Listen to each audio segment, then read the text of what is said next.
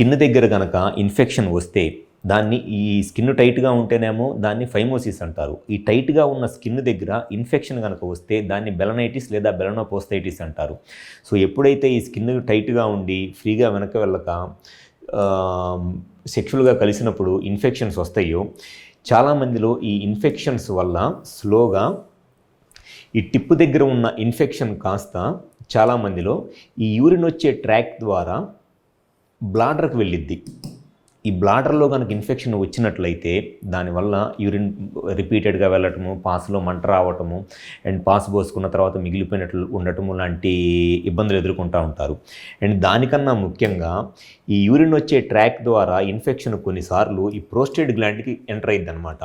Prostate అనేది మగవాళ్ళలో ఈ వీరకణాల సెమెన్తో పాటు వచ్చే సెక్రీషన్స్ చాలా ఇంపార్టెంట్ ప్రోస్టేట్.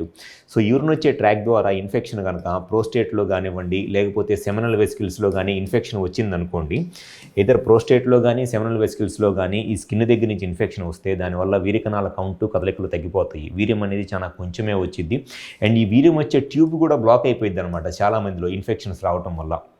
అది పిల్లలు లేకపోవడానికి ఒక ముఖ్య కారణము.